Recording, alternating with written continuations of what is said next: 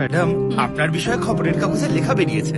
মানিক রাজ, হ্যাঁ? আজ আমার কিছু বন্ধু আসবে, ফার্ম হাউস রেডি করো, ওরা কিছুদিন এখানেই থাকবে। মানিক রাজ, ওদের ডাকার আগে আমার পারমিশন কেন নেওয়া হয়নি? হ্যাঁ, তাই তো, কেন নেওয়া হয়নি? নিজের বাড়িতে বন্ধুদের ডাকতে গেলে পারমিশন নিতে হবে? না ছোট ম্যাডাম, এটা তো তোমারই প্রাসাদ, তুমি এখানকার রাজকুমারী। আমার বন্ধুরা ডাক্তার, আমার মতো আর্টিস্ট নয়। কিন্তু তুমি তো ডাক্তারদের পছন্দ করো। ডাক্তার পছন্দ, কিন্তু ডাক্তারের কাছে যাওয়া পছন্দ না। হ্যাঁ, ও যখন ডেকেই ফেলেছে তখন আসতে দাও, কিছুদিনের মধ্যেই তোমাকে ভয় পেয়ে পালিয়ে যাবে। ডাক্তার বাবু, ওনাদের মিটিং শেষ হয়ে গেলে আপনাদের ডাক পড়বে, আপনাদের নাম্বার। আজকাল গ্রাম অনেক বেশি অ্যাডভান্স হয়ে গেছে। আগে লোকে বাহাদের কাজ করতে মাঠে যেত, এখন তো দেখছি বিজনেস মিটিং করতে মাঠে যাচ্ছে। ছোটবেলা সকালবেলা আমিও মাঠে যেতাম, স্মুথ ক্লিয়ারিং হতো। না ম্যাডাম, এনারা ছোট ম্যাডামের বন্ধু। হ্যালো ম্যাম, তোমরা এখানে কি প্রজেক্টের জন্য এসেছো? আমরা গরিবদের সেবা করার জন্য একটা হসপিটাল খুলতে চাই, আর সেটারই সার্ভে করতে এসেছি। অ্যাকচুয়ালি আমাদের এই হসপিটালের আইডিয়াটা উনিই দিয়েছিল। ও বলেছিল গরিবদের জন্য এখানে যদি হসপিটাল বানানো হয় আপনি খুব খুশি হবেন। যারা মানুষের ভালো করে শৈলজা রেড্ডি তাদের সঙ্গে থাকে। যতক্ষণ ভালো জায়গা না পাচ্ছ ততক্ষণ এখানে থাকতে পারো। Thank you madam. শোনো, ওদের থাকার ব্যবস্থা করো।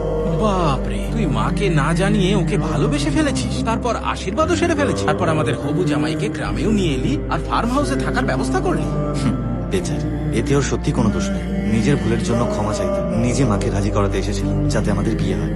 কিন্তু এখানে আসার পর আমি জানতে পারলাম সেটা খুব জরুরিও নয়। আগে ওদের দুজনের মিল করাতে হবে। তুমি ঠিকই বলেছো জামাই। অনুকে কোনোভাবে ওনার মন জয় করতে হবে। দুজনের মাঝে এই দূরত্ব ভালোবাসা দিয়ে দূর করতে হবে। ওনাকে মনে করাতে হবে যে উনিও অনুকে ভালোবাসে। আর দুদিন পরে আমার জীবনের সবচেয়ে খারাপ দিন বিবাহ বার্ষিকী আসছে, সেই দিনই এই প্ল্যান দিয়ে শুরু করে দাও। Happy 25th wedding anniversary. তোমরা কি করে জানো? মানিক রাজ বলেছে। মানিক রাজ তো নিজের জন্মদিনও জানে না, ও এসব কথা কি মনে রাখবে?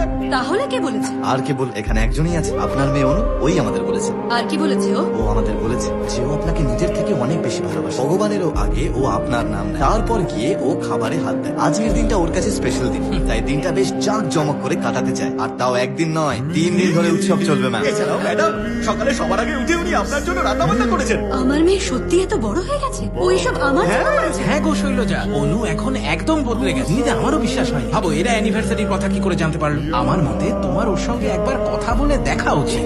তুমিও তো ওকে মিস করো শৈলজা, একবার অনুর সঙ্গে কথা বলে দেখো না প্লিজ ম্যাম।